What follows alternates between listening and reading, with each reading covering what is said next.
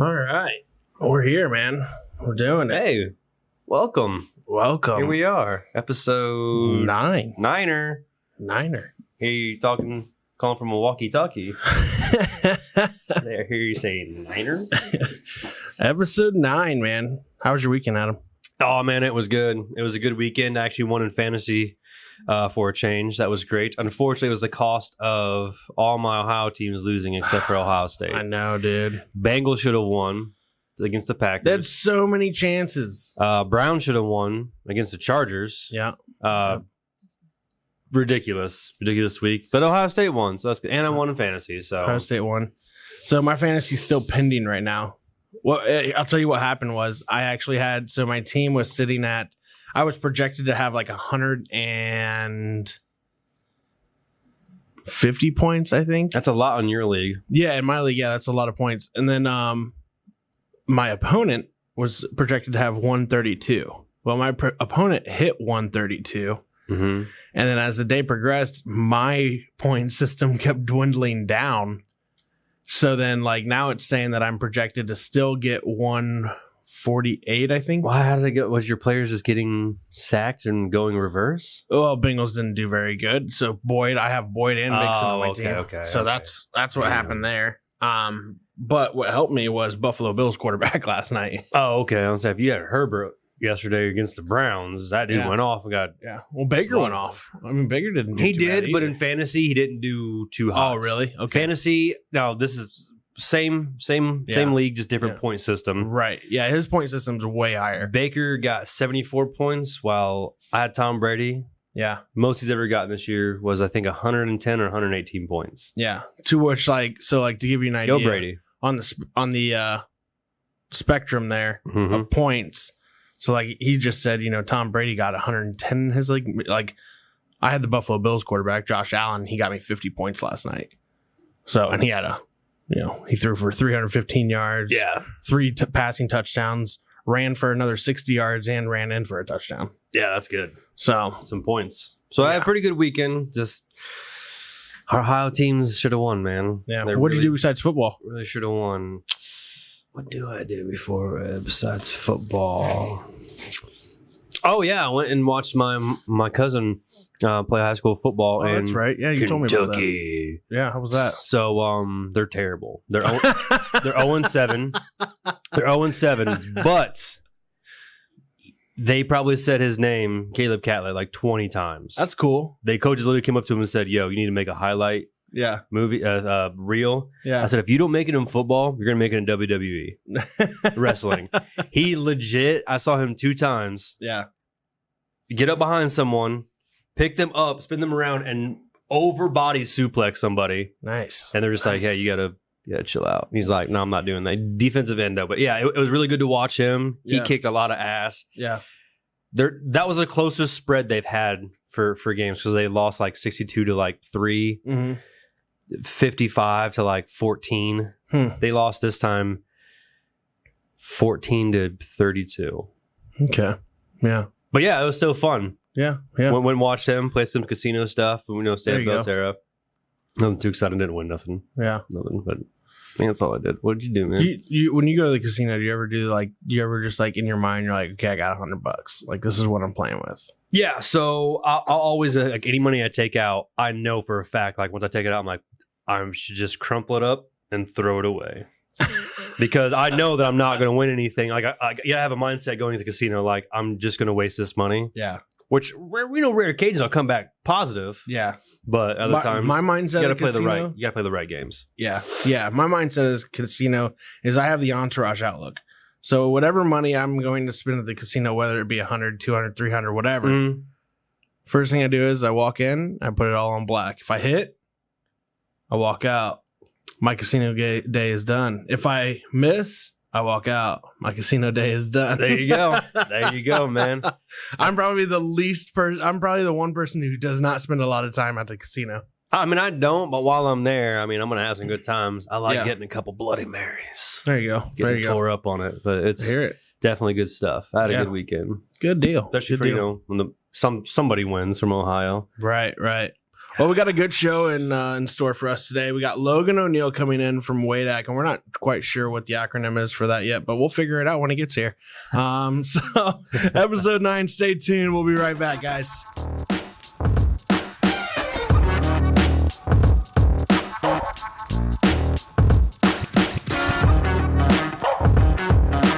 Okay, welcome back. Episode 9 with the social guys. Devin and Adam here. So Clue Studio sponsoring the show as always. Thank you, Clue Studio. We appreciate you very, very much. So let's get back into it here. We got Logan ONeill here from Wadeck. Logan, what's up, man? Hey guys, how's it going? Not too bad. So we want to know, what do you do? What does Wadeck stand for? So Wadeck is the Wapak Area Economic Development Council. It's the acronym for that for the organization. So basically, our mission is to increase the capital investment and new job creation in the community. So basically, our territory is the Wapak City School District. So we encompass all of Wapak City, and then also all of Cridersville as well. Okay. Wapak and Cridersville. Yep. Nice. So anything that happens in between those that are industrial in perspective, but then also we do some commercial and things like that as well. So if there's larger projects that are bringing in a lot of jobs, things like that, we'll work with that and help those along. So how'd you get into it, man? I started out, I took the job in December of 2019. Right. And so somebody had reached out to me and, had said, it was a colleague that asked if I had considered it. And I had seen it, seen the job posting and stuff. And was happy where I was at, but wanted to take a look at it. And saw it as a really good opportunity to help another community out and to continue to grow with a community that was on the grow. And so ended up, wanting to, apply for it and, talk to my wife and ended up going through the process and getting the job. So cool. So what did you do before becoming you're the director of Wadeck, right? Yep, correct. Yep. So what did you do before that? For 6 years prior to becoming the Wadeck director, and is it Wadeck or Weedack? I always call it Wadeck. So there's an A in there. Yeah. Wadeck.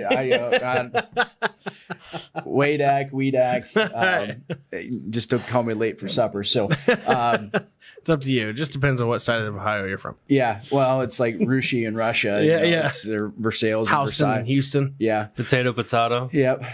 Tomato. So, before that, I was the executive director of the Southwestern Ongways County Chamber of Commerce. I was there for 6 years. And so that was served the villages of Minster, New Bremen, and New Knoxville. So how do you feel like that job kind of helped you and what you do now? Yeah, so we are a public-private partnership. Right. And so we're partially funded by public dollars from the village of Cridersville and also the city of Wapak. Okay. But then also we are a private membership-based organization as well, similar to a Chamber of Commerce model. So who signs your checks? Our board. Okay, so there's there's a board for Wadeck. we are a 501c6 organization. So we're a nonprofit. Gotcha. We're completely separate of anybody else. And a lot of that has to do. But you work in relation with a lot of different organizations in the community too. Yeah, correct. We have a lot of cohesiveness between all the different organizations in the community, because when a new business comes to town or a business looks to expand, they're always looking at why is the community right for our expansion, right? Or right for our new job creation, or all these different things. And so one of the things that we want to make sure is that the community is strong. And so having a strong community means having a strong chamber of commerce, strong social programs, strong social civic organizations, strong businesses, strong downtown. So there's a lot of different things that go into that quality of life aspect that aren't necessarily the things up front that get us the looks, because the dirt gets us the looks. And then as they go along in the process and they're starting to whittle down on communities and different things like that, then the quality of life aspect starts coming into play. And, can they see their employees living here and all those different things. And so that's kind of how that plays out, and how, why we need to interact with and work well with our community organizations and our city councils and, county government, state government, things like that. So when you're moving new businesses, everyone can be cool with it and be like, oh yeah, this is going to benefit us as real nice. Exactly. Cool. Yeah. I mean, it's like, so being in, I think this is the right word, being in correlation with all these other, opportunities and clubs and organizations builds up the resources for a new business to come in and be able to use those resources to better themselves and their business, as well as coming in to a whole new city. Yeah. So, so one that right now is, and I know it's affecting every business, is just workforce, right? Yeah. And so everybody's hiring, man. Yeah, everybody's hiring. Businesses are taking from other businesses. It's just the nature of what we're in right now. But we have a really good relationship with our Ohio Means Jobs office, Auglaize County, because there's resources that they can do, funding resources that they can do, that businesses can take advantage of. Right. And some of that there's income eligibility requirements with that, but then also things like the Ohio Tech Cred program.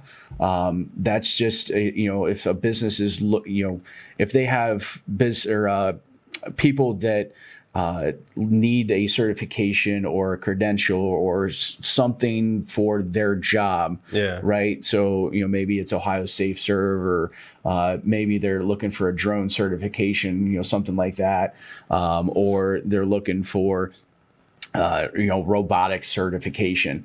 The Ohio Tech Cred program can go in and say, hey, I want to apply for the funding for Ohio Tech Cred, and they can get up to, I think it's like $2,000 per employee for credentialing. Right? That's pretty cool. Okay. And so, those are resources that we know about, that we help promote and funnel businesses into, and say, hey, here's a really good opportunity for you to. So having those connections with all of the state programs, local programs, and that's good though too, because a lot of these businesses probably come in and their mindsets on one thing. Their mindsets on building and growing and getting up and running, where you guys can help them guide the uncommon eye to other opportunities for them. Yeah, and if it's a new business to the community, like they've not operated in the state of Ohio before too.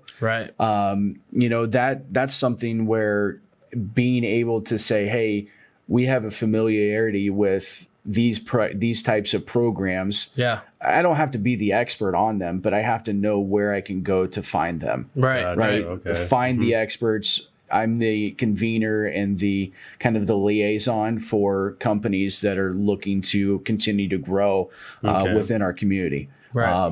And so being able to be that resource for them to continue to grow and find the places where they can either get money, get connections to more information, something like that. But that is our job here. We're facilitating continued growth in the community. How long have you been in this position now? So I've been in for 2 years. Coming up in December, it'll be 2 years, and so it's went really quick. I started. Now, do you have a term? No, it's yep. Like, this is you now. Yep. This is your life. Yep, exactly. So I started, it was hired in December of 2019, kind of mid-December of 2019. And then kind of gave a kind of period of time to let the chamber, kind of make that transition. And then I started the end of January in 2020. And Greg Myers, our previous director, he had been there at Wadeck. He had been here at Wadeck for right on 16 years. Yeah, he was here for a while. Yeah, 16 years. And so so we made a good transition. The city supported our transition process. Right. And so we were able to have a good almost 3 month transition process between him and me. And then at the end of March, he retired. But March 17th of 2020 is when, COVID really, shut down everything, right? DVOC. Yeah. And we don't say that word here. Oh. That's part of the process. Anyway, so you're good. So it kind of shut things down. And so we couldn't. Yeah, because you came right in on that. We couldn't really go out to our businesses. I couldn't meet businesses. Yeah, you were things pretty like that. restricted. You came at crunch time. But we had a good transition between Greg and I in that previous 3 months between January and the end of March, that we went out and we hit really hard and heavy our business retention expansion program. Yeah. So we go out to existing businesses in the community and go out and say, hey, just ask them questions and say, hey, what are your needs and things like that. And so we did that, which, they kind of rotated, businesses every year and things like that. And so we did that, got out, met, a lot of the community stakeholders and things like that. And so prior to that March 17th date, we had a lot of the connections and things like that done. So that way, when he retired and, at the end of March, we were ready to roll. Right. And so we had a good footing underneath me that allowed me to be able to succeed early in the role, and allowed me to, really, because transferring 16 years of knowledge and connections and things like that it's a lot. Like a 2-week time, say, hey, we're going to hire you, and 2 weeks later I'm going to retire. Right. That's really, really hard to do. It's like, this is all yours now. And so, it was one of those things that, where do I start? You just can't do. And so we ended up, having a really good transition, 3 months, and, it was about 10 weeks. But I wouldn't trade it. That was definitely necessary for anybody coming into the position, because it was just something that needed to happen. And when you have somebody there for 16 years, having a good transition process is good for the organization. Absolutely. And the continuity of the organization, and then also allows the incoming person to be able to succeed from the get-go. It seemed like you're doing pretty good, because you said you're responsible for Wapak and Cridersville, like new business stuff, right? So you're solely responsible for them building like the whole other side of Cridersville coming up. I'm not responsible. That's an independent. That is an independent developer that's doing it, but we're helping them facilitate businesses and stuff. And working with them on marketing and things like that. That's awesome. Promoting the region. How much can we dive into that? I don't know. Ask away. Didn't know if anything was restricted on. Let's just roll with that then for a second. What's going on in Cridersville first, for the people that don't know? Yeah, so there's a private developer that has purchased some land around Cridersville. Private anymore. Well, I mean, it's still technically it's not a public developer. Right. I got and by some land, you mean 250 acres. Good God. And so basically the concept is something similar to like an Austin's Landing or a Polaris. okay? kind of like what's the place in Perrysburg? Like a Levi Commons? Levy Commons? Levis Commons. Yeah, Levis Commons up in Perrysburg. Very similar concept. Us from the 90s call it Levi's. Levi's Commons. So it's called the Crossroads of Northwest Ohio. Yeah. And so is that what it's going to be called? Yeah, that is Crossroads of Northwest Ohio. Yep. Okay. So the vision for it is awesome. Yeah. It's going to be really cool. Obviously there's been some talks, because there's potential for, things like Costco or Target, right? Those are those like, kind of hit words that, have been tossed around. Yeah. Because those are those kinds of entities that could go in there. Yeah. They're not going in there that I know of. Oh, really? Yeah. So, okay. But their potential, right? Yeah.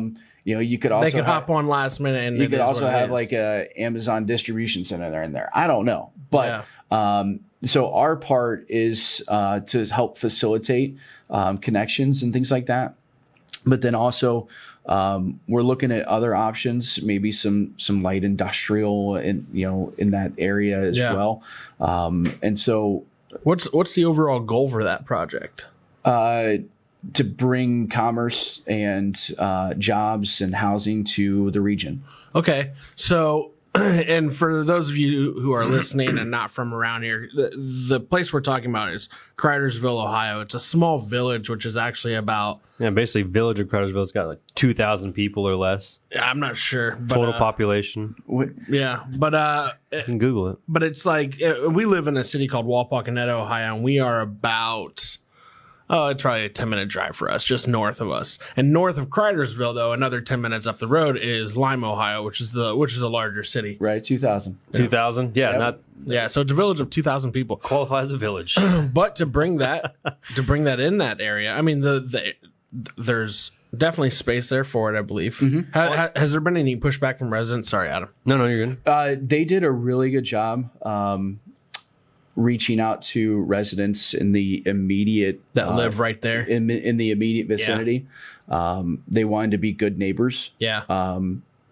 To the community. Yeah. And facilitate as much conversation as possible. Mm-hmm. Yeah. Because if they didn't get the support of the community, it wasn't going to be successful. Gotcha. And so they needed the support of the community, and so they worked long and hard with the village of Cridersville to work out the process of getting utilities over to that side, because city or village utilities were not over to that side. Right. I got you. I mean, there's nothing on the other side, so I'm kind of excited to see what's. Yeah, he actually lives in Cridersville. So the biggest first step was getting utilities under I-75. So that's what they were doing, all that construction directly under the highway. Yep, directly under the highway. So that is it's all for a good cause. That is now complete. And so that's already done. Yeah, that's done. Are they backfilling now, or what are they doing over there still? Are they out of there? I don't know. I think they're done. I think they're basically kind of cleaning up. Gotcha. Right? Gotcha. Now I just got to break land and start, which is coming up. So we'll do the official groundbreaking later this month. We got to get over there. Get some coverage. Yeah. But so it's great. It's very exciting to see something like that, and somebody put the investment. Yes. It's a major risk. Major risk. Is this like an investment group that's doing this? Or is this it's a doctor out of Lima. Okay. That's spearheading the whole thing. Yeah, he said his kind of mantra is you get busy living or you get busy dying. Do you know which doctor? Dr. Nicholson. Okay. And so and that's pretty public too. So right. Yeah, cool. Anyway, that's so awesome. So he's he's wanting to make the investment. He wants to see he wants to do something that his kids can come back to. Gotcha. And things like that. Gotcha. And so he's got the ability to do it, so he's doing it. Does he have does he have certain businesses in mind that he wants to see in that area? Yeah, I mean, obviously, when you think of an Austin's Landing or a Polaris or a Levis Commons, obviously there's kind of the businesses that are attracted to those kinds of places. Yeah, I mean, right? I feel like in each one of those spots, there's always either a Funny Bone or a Bar Louie or. You know what I'm saying? Like, you have those. They kind of they all kind of tend to flock to those kinds of areas, right. And so there's a ICSC is International Council of Shopping Centers. They do a show in Las Vegas, and it's kind of the big place that all the shopping centers, all the retail outlets, food places, right. That's where they all go to. Yeah. And so they were supposed to go May of 2 years ago, or coming up on 2 years ago, so a year and a half ago. Yeah.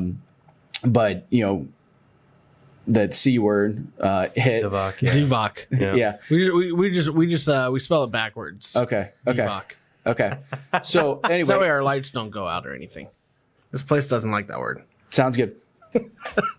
So anyway, so they weren't able to go because everything was canceled. Okay. And also now that they have the utilities, they can be like, hey, we have site available, it's ready to go. Awesome.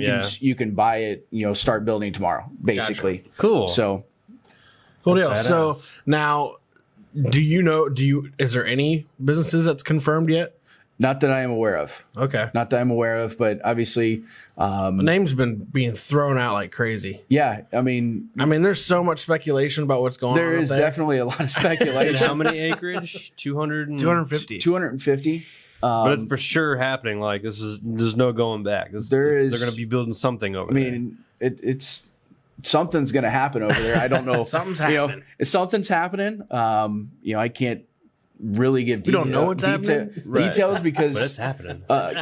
Until they get those parcels sold and things like that. Right. But the groundwork is laid. Awesome. Legitimately, the groundwork is laid to make it happen. And That's cool. That's so awesome. So we're helping that and supporting that because the potential for the community of Cridersville to continue to grow is huge. And you hear that? Buy property, and the stuff is going to skyrocket when Cridersville blows up. I can't guarantee that. Can't confirm I can nor deny. I can guarantee. Buy now. Buy Cridersville. So now, since you've been in though as the Wadeck director. Anyway, since you've been in there, though, there's been a lot of industries that's been popping up. You've had, even during this DVOC era, we've had so many businesses come into the Wapak area, large businesses. Yeah. So we had in the last year, we had a Frito-Lay distribution center that Set up shop. In Wapakoneta. That was actually a consolidation of 3 other locations into one larger location. Okay. That also, really what it did was it gave them easier access to interstate. Gotcha. It was kind of more centrally located for all of their locations. That's right off the highway. Yeah, right off the highway, and the way that building is designed, it actually is a lot easier for them to bring product in and take product out from the semi trucks that come into so it almost their acts delivery like a middle point. Yeah, it's their central hub for kind of all their delivery drivers. Gotcha. Cool. That go out. They're independent delivery drivers because they're all independent contractors. I think so they kind of own their own trucks and stuff, and they man their own routes. They're kind of they're their own salesmen, basically. And so it's that was really cool to see. That was like my first deal that I solidified and got to come in. So, but there's a number of other things, we constantly, so we're, well, you were right in the middle too of Pratt coming in, weren't you? Weren't you like coming in here at that time? No, well, Pratt, so their facility was kind of done. Yeah, and for those who don't know, Pratt is like Dunder Mifflin and Wapak. Yeah, Not really. I'm just kidding. Yes and no. Yes and no. No, it's a big. They're a big cardboard box. Paper and boxes. Yeah. So they make like, paper. Yeah, like 80% of their stuff is like all Amazon, right? People persons. I don't know if it's that numbers, but they support it. They support a number of Pratt reach out. They do like a number of companies. They do like P&G mostly, like Procter and Gamble. That's like Adam worked there for like 4 days. 70%. He did. I worked there for like 2 months. More than 2 days. 2 months, and I was like, I'm out of here. But it was good. I mean, that's all they made was small boxes from like Amazon, Domino's, I found Adam Home busting, Depot. I found Adam busting up boxes. I was like, hey man. So they have. You want to come? You want to come work in a tiny office with me and possibly start a podcast? It's real life. Thank you, sir. Yes. So they have actually three divisions out there. They have the paper mill that takes recycled cardboard, breaks it down. That's their baby, I hear, right? That's the main thing. That's the main. It sounds like a huge jet engine, but they legit make their own paper from recycled. Like whatever we don't use and scrap, they just and Wapak is one of 6 facilities that they have. I bet they don't ever order mills. printing paper, do they? No, probably not. I mean, they might make their own. Like, hey, did you get that shipping manifest?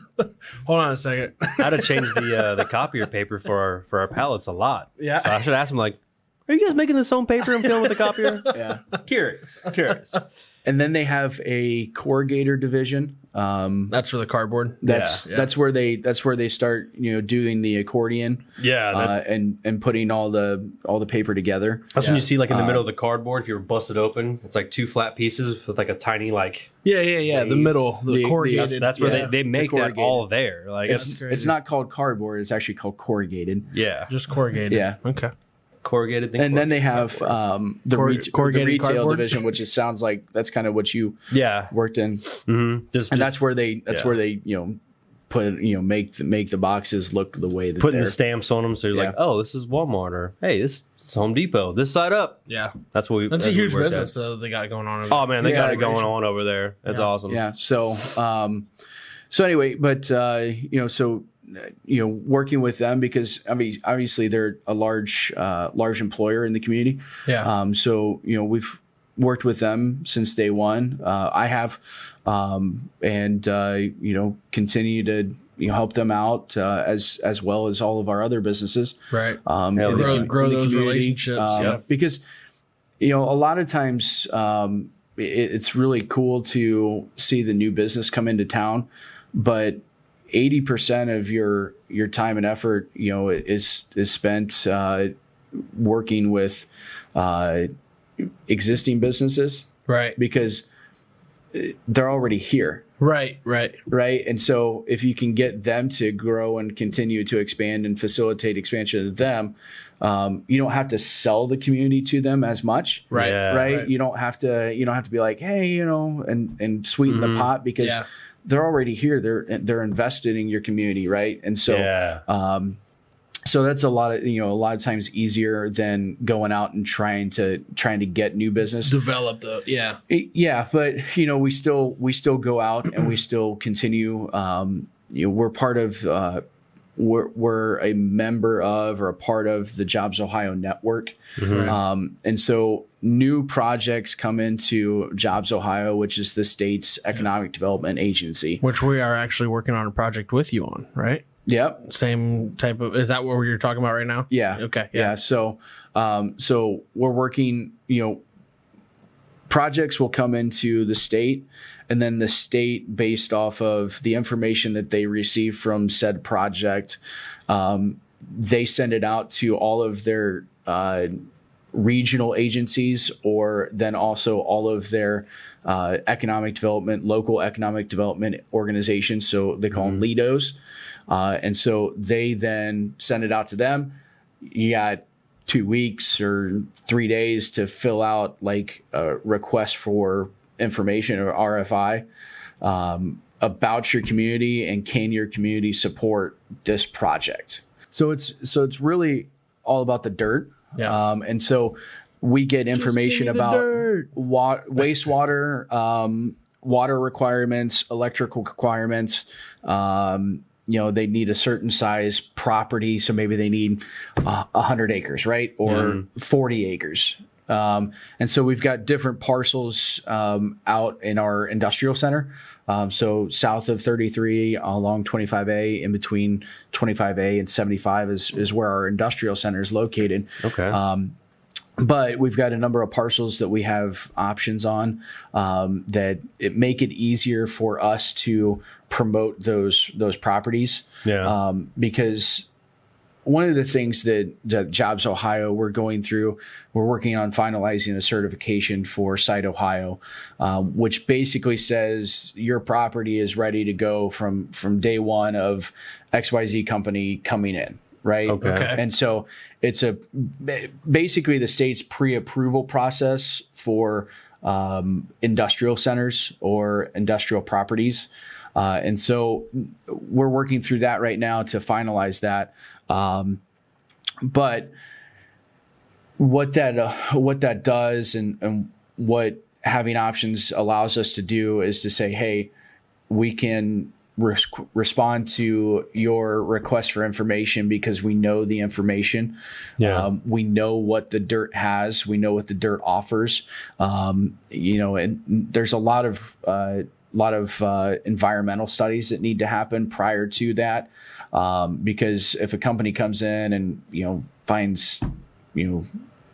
An Indian burial ground. Yeah, an Indian burial Or ground. something you can't build there then, right? You have an endangered species. So we have some bat populations. The Indiana bats. Yep. So the Indiana bats, but you can mitigate that, but you can only mitigate that certain times of the year. Right. Gotcha. And so there's all those things that you have to be worried about, that you have to be cognizant of. And so when we go through that process, we know that in advance. Because we've done all the studies, we've done all the information, we've done our homework, we've done our what they call due diligence, right? Yeah. And so we've went through that process to make sure that our site, our dirt, is ready for somebody to build on. And so we're ever mindful of the speed to market. Yeah. And ever mindful of companies that coming in that are looking for a site because they see a business opportunity for speed to market and they're working on getting to that point. Right. And so we have to be able to help facilitate that. We have to have a good relationship with all of our utility partners, things like that, gas, electric, wastewater, water, and then be able to, move that project forward. So you're all about the community, making sure like the three things before you could go into anywhere is basically the community, utilities, like resources, and the dirt. Yep. Are like the three main things you go into to make sure everything just goes smoothly when the new business comes in and everything. Yep. And then we, as they, even like the greenhouse project or the Pratt project, if they're having issues with something, then we help try and facilitate through that issue. Yeah. And so maybe they're try to ease solutions. Yeah, maybe they're trying to figure out a way to promote their new jobs that they have, right? Yeah. Or even a local company, they're trying to figure out how to facilitate the promotion of open jobs that they have. Right. We help them, point them in the direction that they may need to go, the resources that they need. And so, it's kind of what we do. Gotcha. We're the facilitator and we're the convener. So Awesome. a question real quick here that's along the same topic. Why Wapakoneta? Is this is something that you've came up with yourself? No, that was something that's been used. Okay. The previous director, they came up with that around 2010. They had went gotten their first certification for the industrial center, the job ready site certification. Through the state of Ohio. There was roughly about $7 million that the state ponied up and the community ponied up to develop the infrastructure for the site and to make sure that it was all at industrial capacities and could support large projects, right? And so that job ready site certification or job ready site certification kind of made the need for them to come up with some marketing materials and things like that to go out and promote the site, because it was a new site, right? Yeah, still is. For the most part, it still is. But they really needed to get the word out. And so they came up with the tagline of "Why Wapakoneta?" Why do you want to choose Wapakoneta? Right. And that was the thing. Yeah. And if you look at the current logo, it's got "Why Wapakoneta," and then underneath it says "Roads, Rail, and Ready." Right. And there's a lot changing with this program right now, or with this marketing ploy right now. We're working on just continuing to update it and continuing to keep it fresh. Right. A lot of the information is the same, right? Yeah. It's just how it has to be delivered. Yeah. It's just the delivery of it. And so it hadn't had a real refresh since that 2010. Yeah. And so which we're helping with, by the way. Yeah. So and so we're working on getting that continuing to update it and to just keep that fresh branding for our organization, for our community. And so so that way we continue to keep top of mind for our promotion of our site to not only our state agencies, but also companies that are coming in, or even our community businesses within our community. Just keeping that fresh and updated, and so we're excited about kind of the next chapters. Yeah, safe to say Wapak's growing.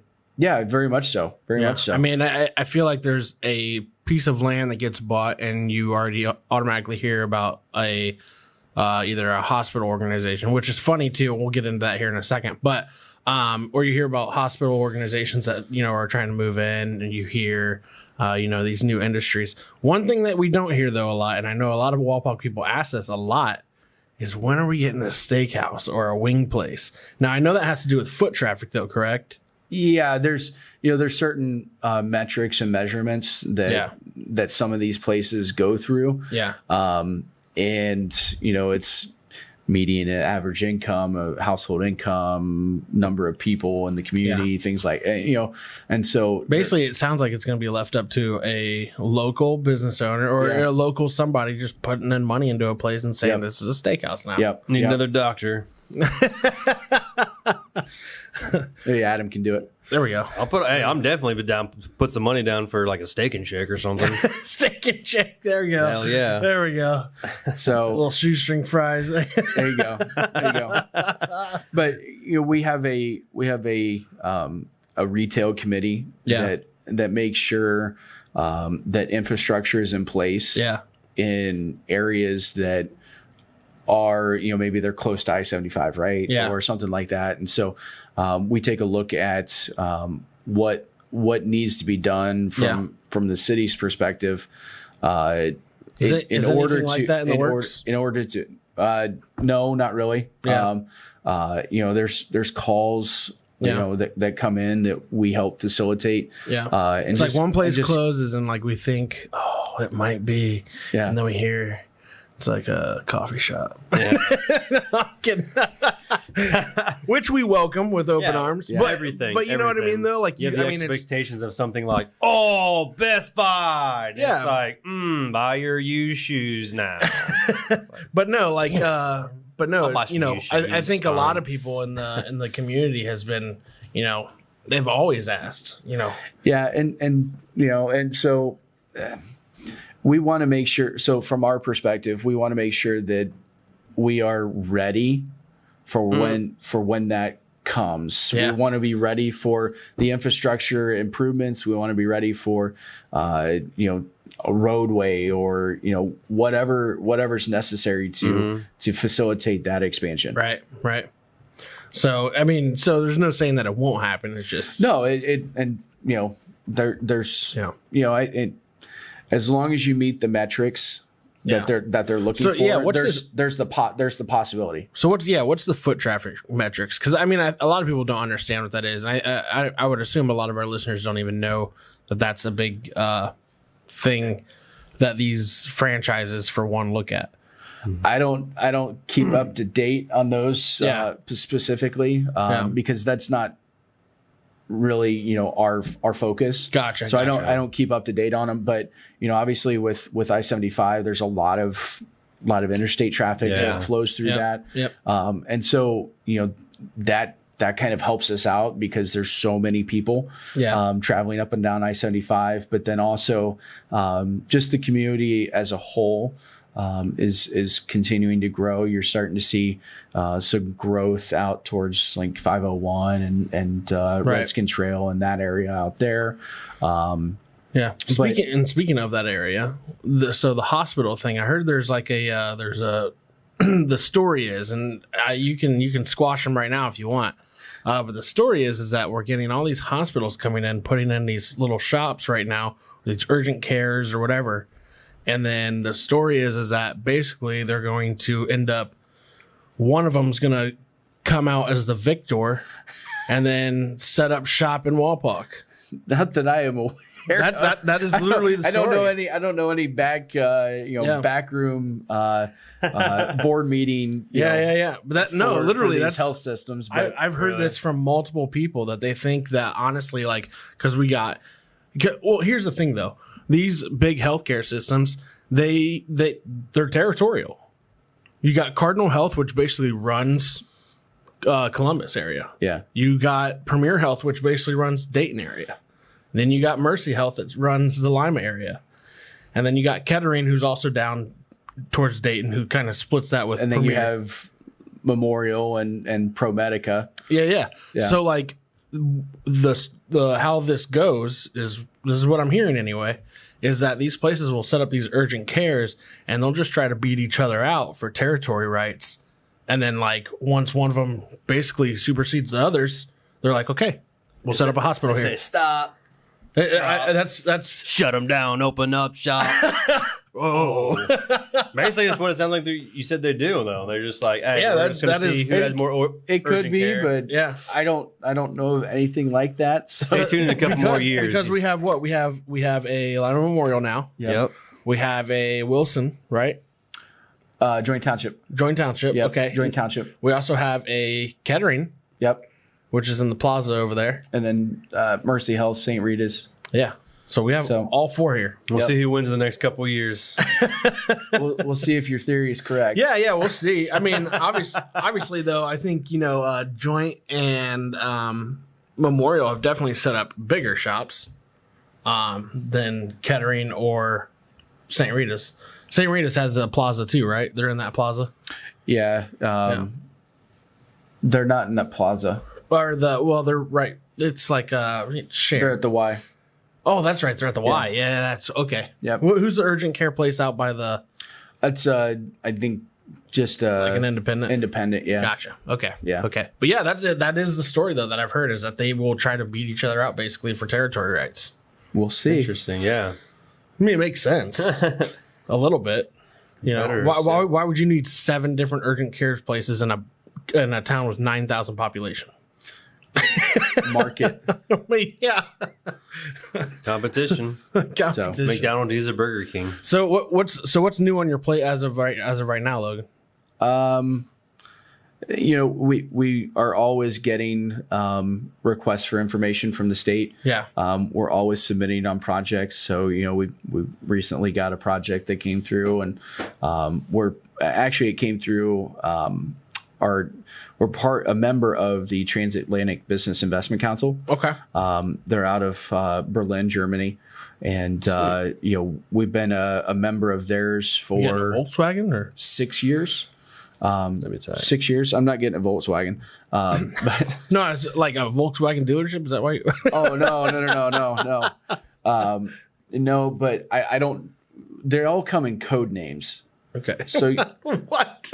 Of course it would. All of these projects come in code names. Yeah. Oh, So you'd have no idea until you're like the top 2 communities. interesting. You have no idea what they are. And so I couldn't tell you if I because I even heard a code name. You I have no idea. Yeah. What's your code name? You got Operation Stage Fright coming in. Yeah, I mean, right? I mean, Stagecoach or Like what? Speaking of, did you hear about Eagle. did you guys hear about the Operation Dunder Mifflin recently? no. You guys didn't hear about this? No. So there was I don't know if it was, I think it was either local police and FBI set up shop in Scranton, Pennsylvania to bust 200 sex offenders. They arrested 9 of them that were just in violation of like their, their orders. Yeah. And but it was Operation Dunder Mifflin because it was in Scranton, Pennsylvania.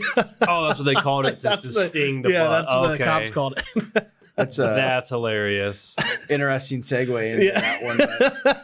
Thunder Mifflin, the people person. So they all come in code names, and That's wild. so I mean, Interesting though, because you we don't- can't really yeah. spill the beans on anything if you find out. Be like, exactly, and I don't know. and not that we really don't need to know. Yeah. Mhm. Like, that's not going to change our opinion. I mean, it may.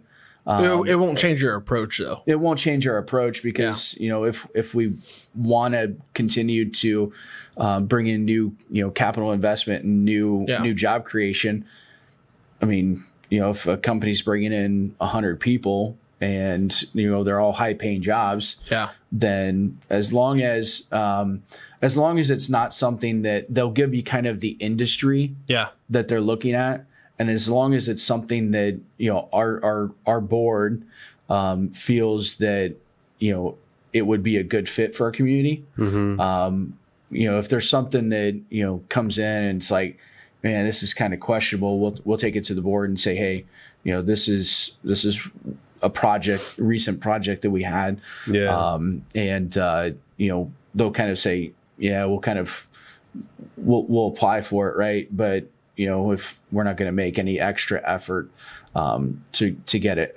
I've not had that yet, really, but there are those, you don't necessarily want a coal mine, right? I mean, right. Those kind of tend to go into certain areas anyway.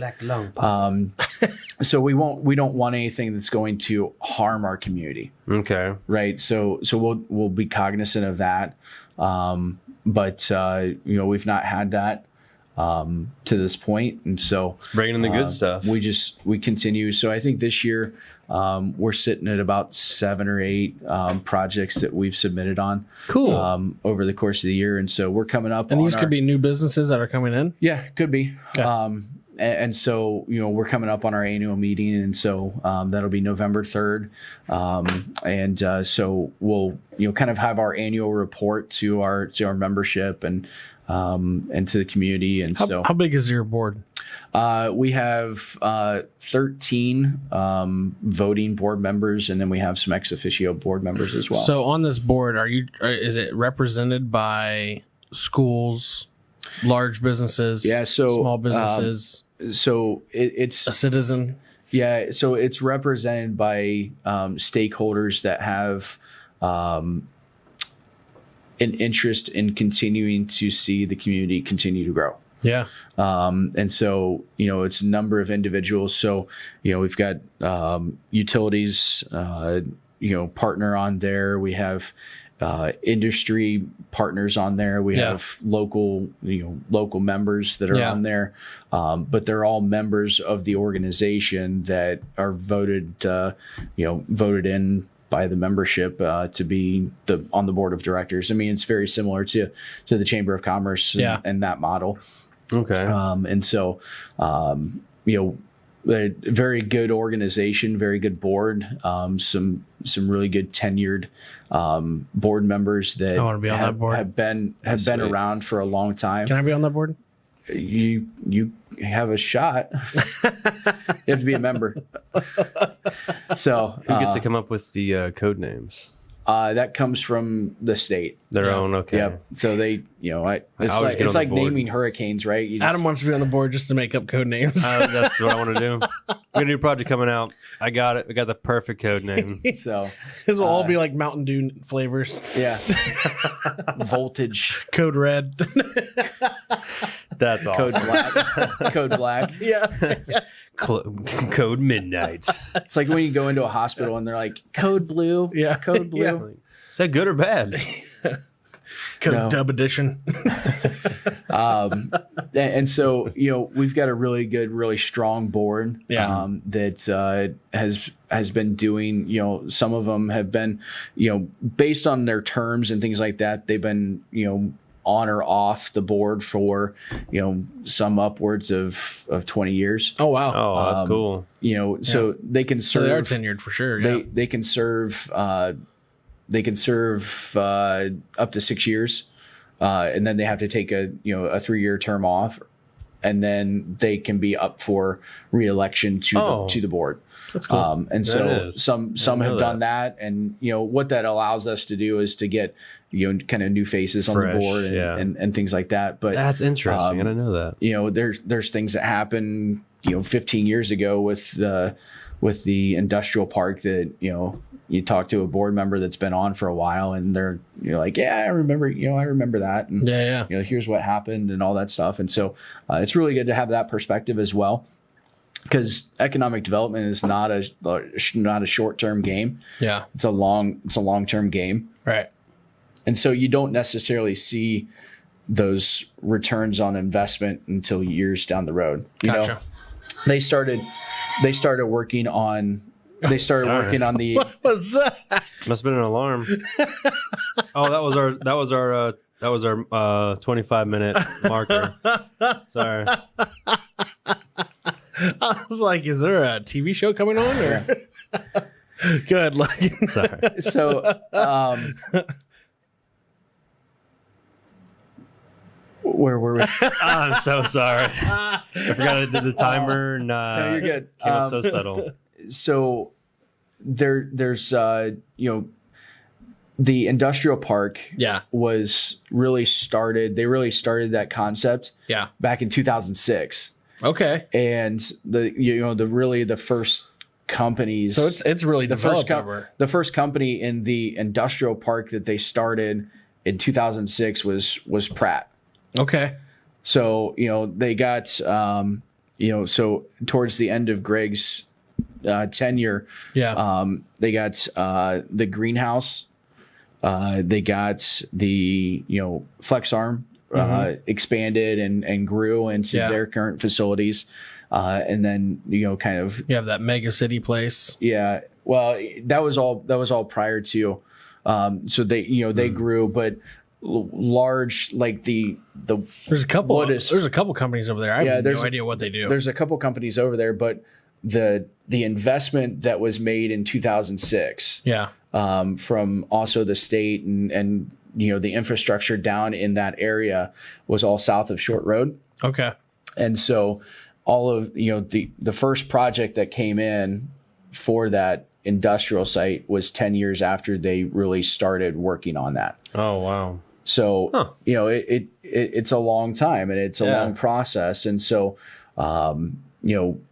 construction timelines for some of these companies could be 2 to 3 years, 24 to 36 months. If you're getting a larger project, there's some that can, be up and running, have a construction timeline of 12 to 18 months. So the process for bringing these companies in could be anywhere from, 2 to 5 years. That's so crazy. This whole new thing in Cridersville, it could take some time. It is something that doesn't just happen overnight. Yeah, what's the projected timeline for that Cridersville? Obviously I've heard 10 years. I think 10 years is a good, for it to be completely developed. Yeah, if you get one or two, if you get those chips to fall, definitely 10 years. But complete full build out, maybe 15, 20 years. Who knows? But Yeah. Who knows, it may not even stop building if it looks awesome. It may continue to grow. Keep going. You just never see what full And build out is. So just That's to be so clear, cool. so that way everybody else is on the same page here and our listeners are as well. So we're saying 10 years from now to being able to drive in there, park somewhere, and go eat or go shop. I don't know. Yeah. I hope see. I hope it's not that. Yeah. I hope it's Or you're saying 10 years till it's fully developed. maybe not fully developed, but starting to see some development on it. Okay. Okay. They want to. I would assume condos will be a big one out there too. The developer obviously wants to see a return on investment sooner rather than later. Yeah, obviously. So there's the incentive to push it and to get it rolling faster. Yeah. And sooner. And so, obviously, as with anything, if you make an investment in something, you want to see your return on investment. Oh yeah. Yeah. For sure. A lot sooner. I mean, you're not making. That's why you put money into stocks or something like that. So that Right. you see them grow. Yeah. Versus. So yeah, I mean, we'll see. We'll hope. That's interesting. We'll continue to work and see how that continues to grow and evolve and move along. Cool. Well, hey, we're going to take a break real quick, guys, and we're going to listen to our sponsors from Drinkade. Adam, take it away, man. What is Drinkade? Drinkade, previously known as Never Too Hungover, is an innovative and exciting nutritional supplement drink that is set to revolutionize the category of hangover prevention products. It's the perfect life hack for busy people who work hard, play hard, and enjoy life to the fullest. It comes in a 3.4 ounce bottle, TSA friendly for travel, and is a great tasting dietary supplement consisting of natural blends of vitamins, antioxidants, amino acids, nutrients, and minerals. Its formula helps neutralize the process of the toxins caused by alcohol in the liver, thus ensuring you feel great the morning after the night out on the town. Drinkade, celebrate and feel great with 20% off all orders simply by using the promo code DRINK20 at checkout. Drinkade, celebrate and feel great the next morning. All right, welcome back. Thank you, Drinkade, for that sponsorship. Woo! All right, so Logan, we're going to get into a little bit more of a free form here now for the show. Have you ever played Bean Boozled before? No. It's going to be fun. Well, boy, are you in for a treat. So what we got here, we got these jelly beans that have a bunch of different flavors. What you do is you spin this little spinner thing here, and it has flavor that you pick out from the batch. Okay. And it could be one of two things. It could be something really, really gross, or it could be pretty good. Okay. All right. I'm going to go. So we're each going to play. Adam's going to go first here. Oh, that's not too bad. Berry blue or toothpaste? Okay. Take that. And then we'll have Logan go next. And then Logan, as we do this, Adam's going to start firing off these rapid questions for you to answer while you're So I have chewing on your to jelly beans. spin this thing. Yeah, spin it. Spin it. Here's the best way to do it. I'm going to show you. You ready? Is there a trick to this? Yep, there is. No, that's my fingers. There we you go. go. Nice. That looks like pomegranate or old bandage. Ew. Ew. So I have to pick. So you're picking out a red one, it looks like then. Okay. I got you. Yep. I'm going for this one. That one right there. All right. Okay. All right. Do I have to- Pomegranate or Do I have to eat it now? bandage? or- We're going to at the same time, and I'm so- going to ask you some questions. Yeah. While Oh. you get it, eat it. All right. I got the... No, you can't change it. No, I did. I'm just reading it. I got the toasted marshmallow or stink bug. You need to do. I'm going that for this one that- right here. It looks like a bird's egg. Oh, God, that doesn't... I don't know. Ready? Yeah, All right, are you starting off the questions? Yeah, so I'll start with one question, and then we'll... Cheers. Okay. Cheers up. The bean. Okay, what's the best pizza slice you ever had? Oh my! I'm going to eat mine now. Okay, so I got a. Put your mic up. There you go. Can you hear me now? Yeah, we got you. We got you, man. It's like a Verizon commercial, I guess. Back in the day. Can you hear me now? We can hear you. So we have been actually making our own pizzas. Oh, really? Homemade pizzas. I got a pizza oven for my pellet smoker. Okay. And it's a you guys must have got the bad ones. Oh, God, yeah. Stink bug? Dude, that's gross, bro. Did you get Logan? I got an old bandage. Oh, he's eating it so casually, like my second favorite flavor of jelly bean. So I've been making pizzas. So that is my favorite pizza slice right now. awesome. Off your own. Yeah. That's awesome. Homemade. My kids love it. Bro, That's this is sweet. the most So disgusting it's- jelly bean I've ever had in my life. It's a family thing. That's sweet. Yeah, I would love to have a homemade. So Yeah. I couldn't put my finger on it. But of course, there's only one I blue. need to wash that down. Mine's definitely toothpaste, so Oh it's my not that bad. God. I feel like I just brushed my teeth again. Bro, I hope nobody ever gets that stink bug jelly bean. That is the worst thing I've ever tasted in my life. I Stink still bug? can't get the taste out of my mouth. Bro, that's so I gross. can't imagine. I smelled a stink bug, and those smell bad. They must Yeah, you squish one of those things and it's like, ugh. infinite just stink. Oh my Yeah. god. So you basically just ate a stink bug? Is that what just happened? Dude, that thing is gross. I was strategically trying to choose my jelly bean based off its color, and that didn't work out because I still got the old bandage. Yeah, mine was straight just blue. Toothpaste or blue raz. And I mean, it tastes like toothpaste, but I mean, it's not as bad as It's Man, it's stink bug. it's like lingering. Those are two like not terrible choices. Yeah, it wasn't really too bad. Like I take that. toothpaste. I mean, I'm about to steal a Korean snack right now to get that taste out of my mouth. Do you mean to read you off what some of them are? We have Tutti Frutti, Stinky Socks, Peach, Barf, Birthday Cake, Dirty Dishwater. Bro, What is dirty dishwater taste? Soapy? So I think I got that a couple weeks ago. It just tasted like soapy dishwater. I can't hear anything right now. This is so bad. Strawberry banana smoothie, dead fish, Try that out. juicy pear, It's a Korean snack. booger, It's pretty good. buttered popcorn. Oh my god! I hope I never get this. Rotten egg or booger. Oh, cappuccino or liver and onions. Toasted marshmallow, stink bug. That's what Treg is snacking on. It was a nice stink bug right now. Dude. Pomegranate, old bandage, tutti frutti, stinky socks. Yeah, that's basically it. Dude, that stink bug is the grossest thing. The I've ever worst, had. as I gotta say, is dead fish, booger, rotten egg, and then Treg's stink bug. I don't want any. I lucked out with toothpaste, and the other one I got was dirty dishwater. That was the worst. Old bandage. That didn't seem too bad compared to like barf or booger. Yeah, or stink bug taste is still lingering in my mouth right now. What's it taste like? Stink bug. I don't even know.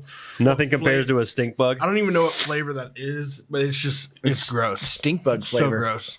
Oh, Stink bug flavor. Ah. okay. Treg, what's the best pizza slice you ever had? Oh man, best pizza slice I've ever had. Well, recently we went to a place in Dublin that was pretty good. Called Dewey's. They had a pretty good slice there. Pretty good slice. Okay. there. Yeah, I like that. Hell yeah. So, Go do ahead. you watch the one bite challenge? One bite, everybody knows the rules. Yeah. With Barstool Sports Guy. Yeah. Yeah. Dave Portnoy. Yeah. Oh, he just goes to restaurants, takes a bite, and Yeah. then goes over. Okay, Yep. okay. It's pretty Then cool. rates But it, yeah. he just came out with a frozen pizza. I saw Oh, it that. came out the with one his bite own. pizza. Yeah, the one bite pizza. And so I haven't tried it yet, but Are they just like little bagel bites? no, it's a full frozen it's a pizza. full- it's full-on a frozen pizza. Yeah. Cool. I'll have to try it out because I always see him doing like reviews on. It's this Yeah, so- pizza, right? So now when I do my pizzas on my pizza oven, You I give go. yourself a one bite challenge. I do a one bite challenge. My wife is sitting there, she's like, "What are you doing?" I'm like, It's gotta be I gotta wor- do a one bite challenge. Gotta see be if it's worthy. good. Yep. See if it's good. Gotta be worthy. Yeah, That's it's funny. all about the crust and the toppings, right? So That's yeah. awesome. I hope nobody ever gets that jelly bean. That was awful. Stink bug. I was awful. Oh, best pizza slice. I don't know if what have I had. But most interesting is probably in Texas at a place called Serious Pizza. A slice of pizza is probably like this big. It's, I don't know, like a foot, but like the whole pizza is just, you walk out, you need like 2 people to carry it out. It's awesome. It's like a 36-inch pizza. Dude, it's huge. That's Like a slice is literally like a foot long. And then probably Is it crispy or does it droop? you have to fold it. Yeah. It's a really thin. It's a foldable. Yeah, it's a thin. You probably could fold it up. You probably could roll it up. Huh. It's a really good bar pizza. Yeah. Or that rapid fire was pretty good too. And Rapid fire's good. I like rapid fire. What's a side hobby of yours? Side hobby. So I am, I guess you can consider a side hobby. I'm a volunteer firefighter. Oh, nice. Yeah. So, I've been volunteer for 9 years now. Where at? New Bremen, German Township Fire Department. Nice. So Didn't know that. So That's cool. You know, I do the firefighting thing. I mean, it's technically a hobby because we're volunteer. So I'm not really paid for it. So It's out there just saving lives. 9 years. 9 years. Yeah. It's out there just saving lives, putting out fire. That's cool, man. So- That's awesome. So it's kind of my side hobby. I also coach baseball, high school baseball. So I've done Wow. that. I've done that for on and off for probably 15 years. Who do you coach high school baseball for? New Bremen. Oh, really? Yep. You the head coach up there? No, assistant varsity okay. coach. Logan just jack of all trades over here. So- No idea. Like a Swiss Army knife. Dude, just You ask Doing the like 3 or 4 ask the things. question, you get the answer. absolutely. Treg, what's one of your side hobbies? Work. Podcast. This dude does a lot of stuff. Podcast. Yeah, this is one of them right now. Golly. I guess mine would just this and Hanging I out like with Trey. golf and Yeah. disc golf. Yeah, you're a big disc golf guy. I like disc golf. Have you played at St. Mary's? Yeah. Casey Geiger Park? Yeah, I heard that was really fun. They got a pretty nice course there. What I also like too that's built in like around it is they have like a little putt course right there, like an Yeah. outdoor. I'm like, I'm gonna check that out. It's a pretty nice putt. It course. is. So I'm gonna bring my And disc it's like- golf and my putt. It's like $3 for adults. And So I see they have it open, or if they don't have it open, you can just go out and just do it, do your own thing, Yep. and kind of you whatever. get to bring your own stuff. but Yeah. yeah. Like that's pretty cool. Have you ever seen Adam's outfit for his disc golfing? No. Dude, he's got like the tight jean shorts that just like are like real short, and then he doesn't wear a You shirt. get that 300-yard It's throw. almost like Yeah. capris. Doesn't wear a shirt though, and then straight neon green with the bill bent up backwards hat. Okay. Dude, he I get rocks it. serious. It's a complete opposite when He you said, see "I with get golf. serious." Complete opposite. Complete. Night and day when golf and disc golf, man. Can you do your best impression of a celebrity? Yeah, can you do an impression of anybody? No. Nobody. at Oh, all? come on. Who do you got? Nothing. Nobody you can think of. I don't even know. Like, Like a Christopher Walken? who's that? Christopher Walken. You know who Christopher Walken is? How about like a Joe Dirt impersonation? No, I am absolutely awful at this. No impersonations at all. No, I square. can't even think of. Larger than George, looking for chicky. No. Christopher Walken, you do it again. Stab in the face with a soldering iron. Boom! Bubba Gump's shrimping. Yeah, there you go. Do Bubba Gump. I can't even think of like it's not even coming to my head right now. Like Shrimp. Shrimp toothpaste. Shrimp bath water. shrimp gumbo. Mashed potatoes. Shrimp mashed potatoes. That's it. Yeah. You'd ask me to like think of a like song lyrics or something. Shrimp or- utensils. that is the one Shrimp thing. forks. I know them by their names on the movies, but I don't know actors by their like real names. My Yeah. wife is like, "Oh yeah, so and so," and I'm like, "Who's that?" From which movie? Yeah, Like- I'm like, You're like, hey, show? did you see what Forrest? character were they in the movie? Yeah. And then like- I know who it is. He's like, hey, did you see Forrest Gump's in that new movie? Yeah, exactly. You mean Tom Hanks? No, Forrest Gump. Yeah. It's Forrest Gump. Okay, next one. Favorite movie. Sorry, that was a letdown, but No, you're good, man. Treg, you got any impersonation celebrities?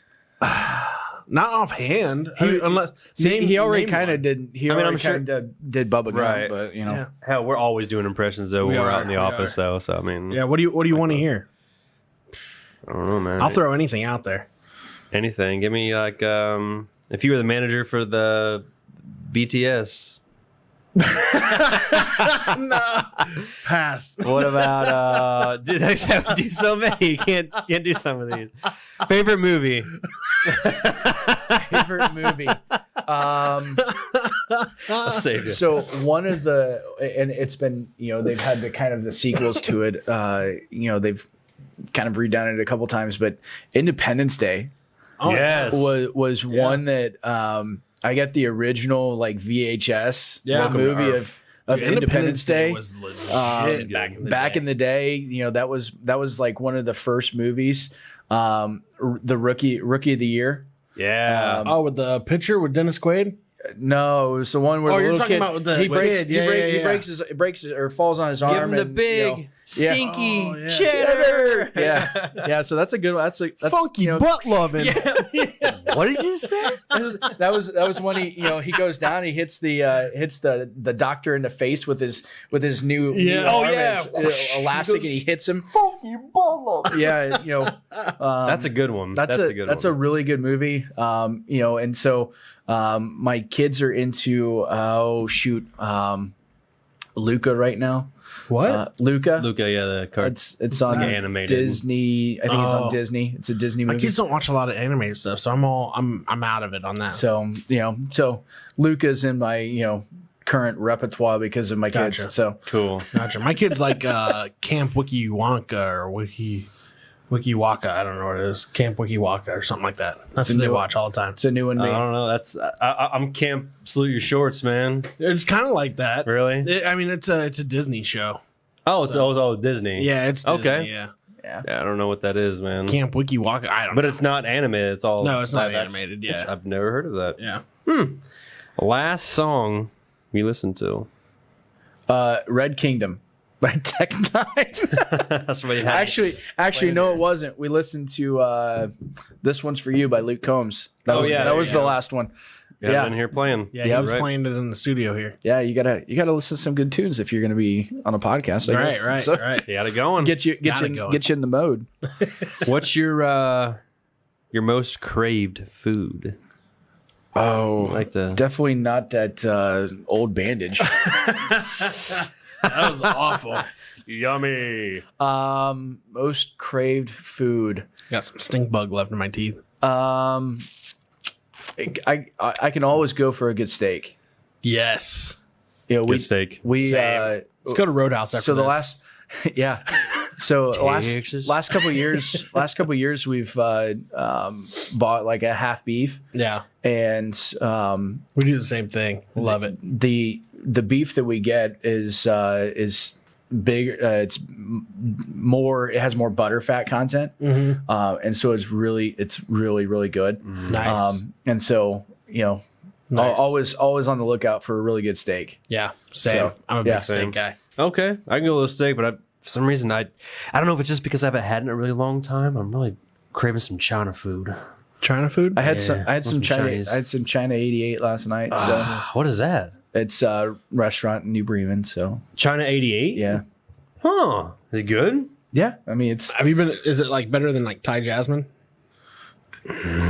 pretty good. I mean, Yeah. Have you had Thai Jasmine yet? I've not had Thai Jasmine. I've heard Man, about Thai Jasmine. I mean, I only had it but- the one time, and it's But that's Thai Amazing. food. It's not Chinese food. It's True. different. True. It's different.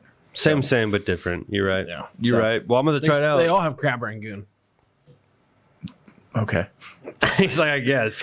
Thai Jasmine, I guess. hands down, best I don't crab. I don't know. I've not had Thai Jasmine, so I could. You gotta go there. You gotta go there. They may. sometime. I'll have to That's take pretty him good. out sometime. Yeah. What is one of your biggest pet peeves? Oh my.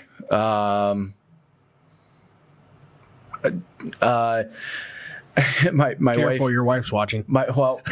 This is one that my wife knows because so recently my son he wanted to get a belt for his pants. Yeah. Right, and he's skinnier than I am, and so he wanted to get a belt because he wanted to get a belt like me and stuff, and so Daddy. so he gets a belt and he's wanting to do it all by himself, and he misses a belt loop in the back, and And my wife goes, Cameron, you better make sure you get your belt loops, all of your belt loops, or the belt through all the belt loops, because your dad watches that.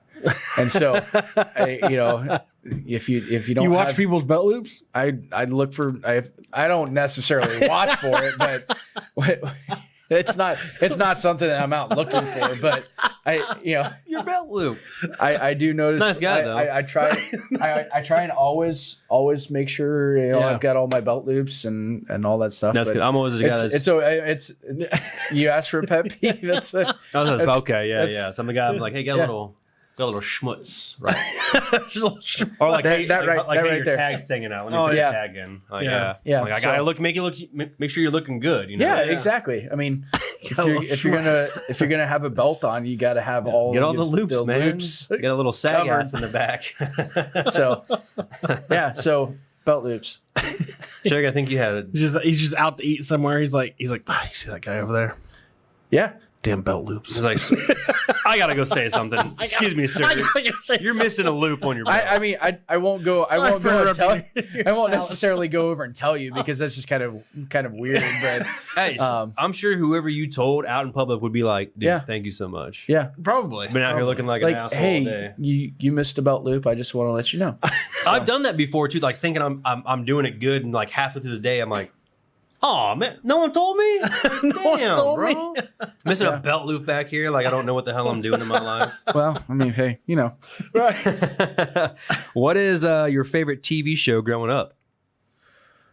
Those the good old days. So it was more so kind of a reruns kind of thing, but Green Acres. Yes. Green Really? Acres is the place. Green Acres. What's your favorite TV show growing up? I'm living. It's the life for me.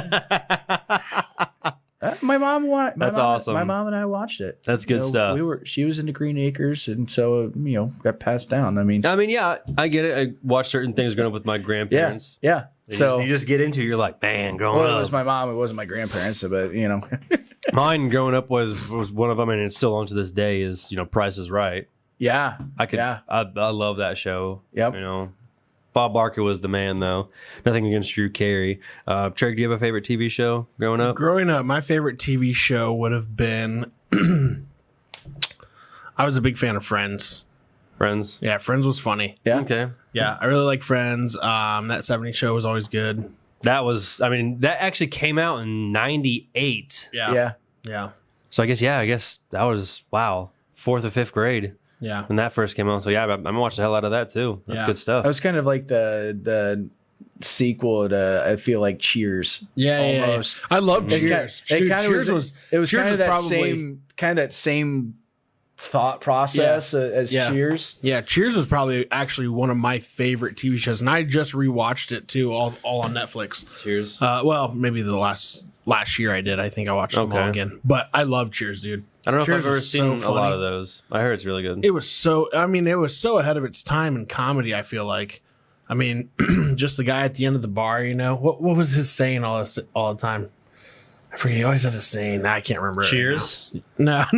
Cheers. Cheers. No, but it was a super funny show though. Woody Harrelson, he was a bartender. Oh, okay, okay. Ted Danson. Oh, so yeah, I'm gonna have to watch it. I hear good things about it. Danny DeVito's wife, that Rita. You ever seen the movie? Carpool? Yes. What's her name? Yeah, I'm pretty sure her name's Rita. Rita something. It's gotta be Yeah. like that. Let's move on. Something that scares you. Oh gosh, something that scares me. Yeah, it could be something out of a scary movie or real life The stuff. dark. The dark.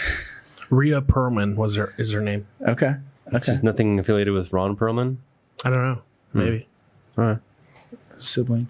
Yeah. I don't. I think they're spelled differently. The last name are spelled differently. Oh, Something that scares me. Oh gosh.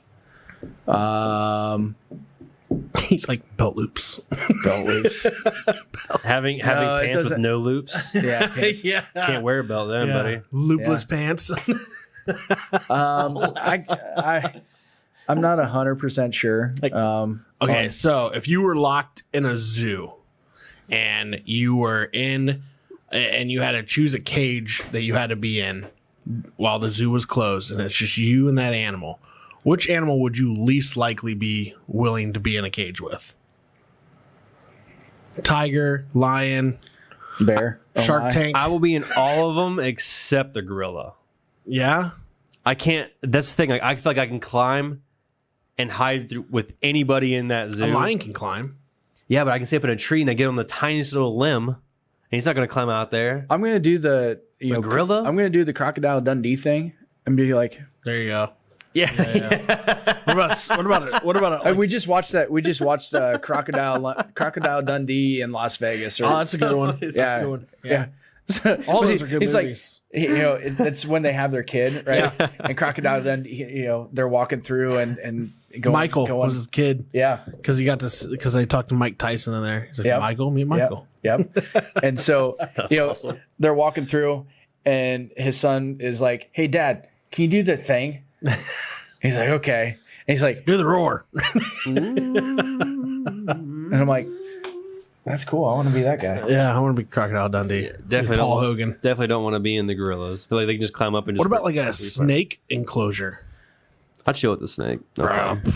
not me. I've only seen a couple of zoos that have really big snakes. like a king cobra. I'll smash its head into the ground and stomp it out. What about a shark tank? Dolphins. Like a great white shark tank.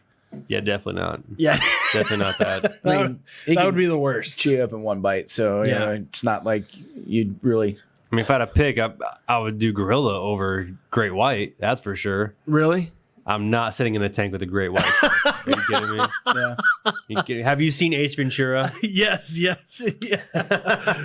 I feel like baboons. Because Yeah. baboons can be like pretty Like, be ruthless. vicious. Yeah. Can you- Rip all your those face yeah. off. Yeah. You hear all these chimpanzee stories too about these chimpanzee like ripping women's faces. Yeah, like, off oh, and nice stuff. face. Let me wear it. Where do you hear those stories? That's a new one. Dude, I see these stories everywhere, man. Anyway, so hey. Yeah. Favorite movie? What was something that scares you? I think you said. Oh, I hate snakes, man. Unless we're just going with animals that scare you. I mean, no, I mean like literally, Everything's- legitly, like that's probably one of my snakes. most Yeah, Snakes. yeah. If I like not just like any snake though. Like I mean, I can watch like a garden snake and be like, Right. but like if I see like if there's a dead serious like venomous snake or like an See, anaconda or something, Ice I'm like, Cube and bro, Jennifer Lopez running I will toward you. scream You're just I will scream like Jonah Hill off of Acceptance.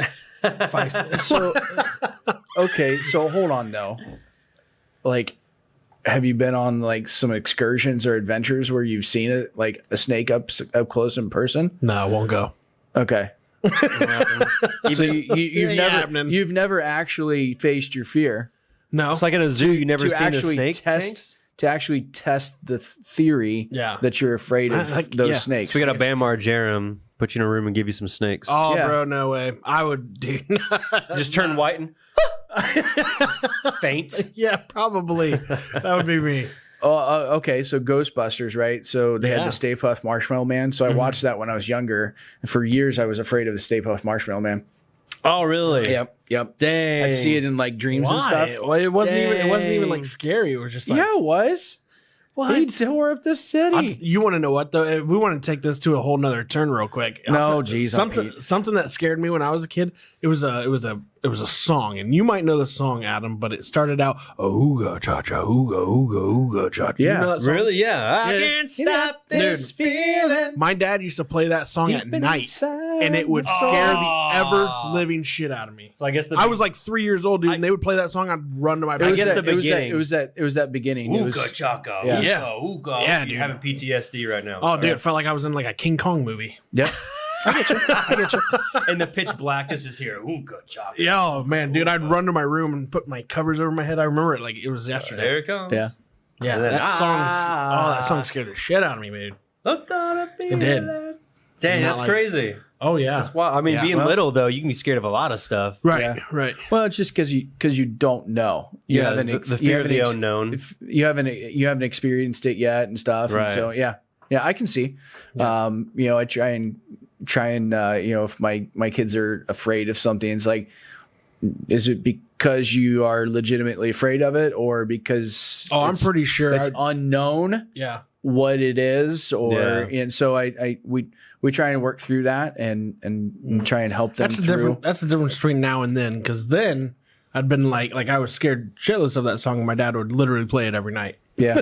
He's like, oh, this is good. Like you're gonna like it or hate it. You're gonna love this. Eventually, watch you're my gonna kid love run. Yeah. The difference between now and then, though, for real though. Yeah. Legitly. Yeah. Right. But I mean, there's goods and bads to. Yeah. Do you Each like the song everything. now? It doesn't bother me now. Unless it's not played like while you're going to sleep. Yeah, don't play it at midnight, I guess. Your favorite vacation spot? Where do you like to? So years ago we went to the UP of Michigan. It's transforming. He's about to sneeze. It's either sneeze or werewolf. Yeah, I werewolfed it. Okay, so years ago we went to the UP of Michigan, but it's very fond memories of the Upper Peninsula of Michigan, and we were closer towards like the Minnesota, Wisconsin side. Oh, so you're on the Minnesota. left side. Because I've only been to the very tip of the mitt. Yeah. That's what I call it, like the mitten. I don't know anything about Michigan, but I've been up to the very top. Yeah. And like Detroit area, and that's really about it. Yeah. So I used to live like St. Joe, Michigan. Okay. And then we'd go down around Chicago and then go up, through Illinois, Wisconsin, Nice. and into Michigan. And so but that was great. Over this past summer we went to Ocean City, Maryland, and enjoyed that. It's the first time I've been to Atlantic Ocean. Yeah. And been in the Atlantic Ocean, and but that's fun. And I think anything that you do with family or do with friends and things like that, and just a good time, I think is a good, it's kind of like my favorite vacation, right? So Right. Just being away and having fun with family and friends. Yeah. I agree You on ever, that. you ever go up to the UP during the winter? I have some family and friends that go up there, and like they do snowmobiling up there. Yeah, I've not fun. been. I heard they get like a ton of snow. Yeah. It's in Denver, right? But my dad sent me a picture one time because I'm a firefighter and stuff. Of a burning house. No, it was actually a fire hydrant. It was a fire hydrant. Hey, look at this, son. And during the summer months, there's no way that a dog could pee on that fire hydrant. It was 6 feet out of the ground. Oh my gosh. Because when they get snow, they get that much snow. And where they have to take. Oh it wow! up So they got to hike it up. that's insane. yeah, I was like, that's really cool. But my dad was out there for work and stuff. And So when he took a picture of it, was it like summer? yeah, it was during the summer months, and there was no snow on the ground, and so it was How tall was it? It was like 6 foot out of the ground. Wow. That's crazy. I'm like, that's interesting, that's nuts. But I was like, hey, there's definitely no way that a dog is getting to that fire hydrant. Hike it up, Sparky. Yeah. That's crazy. So- that's interesting. So, all right, well, good spots, man. Favorite sport? Obviously, so I coach baseball, so I really enjoy baseball. Okay. But kind of outside of that, I like kind of watching soccer. Really? Yeah, I guessed that. I enjoy watching soccer. I played soccer when I was The young. original When I Pele was here, huh? younger, I was definitely not Pele. But I do remember playing soccer in my backyard when we lived in Michigan. With my grandpa and stuff, and I could do some jukes around him and stuff. But that's nothing to be I had too proud of. I wasn't too good. I had one run in with soccer when I was a kid, and my parents were like, "Oh, you're gonna play soccer?" I was like, "All right, cool." And I got out there, and it was like with a bunch of kids from like different Lima city schools, and I remember they kicked the ball to me, and I punched it in the air, and they're like, "Handball." I was like, "Nope, no, it's not." Unless you're the goalie. Like, yeah, I'm doing that. If you were the goalie, I was not. I was not the goalie. Handball, I'll be like, yeah, it was. Sucker punched it. So it's called soccer. Ball. My dad Socked the was, shit out of it. I'm pretty sure my mom and dad were just like, "Yeah, maybe this thing." This is not us. Let's get him in football.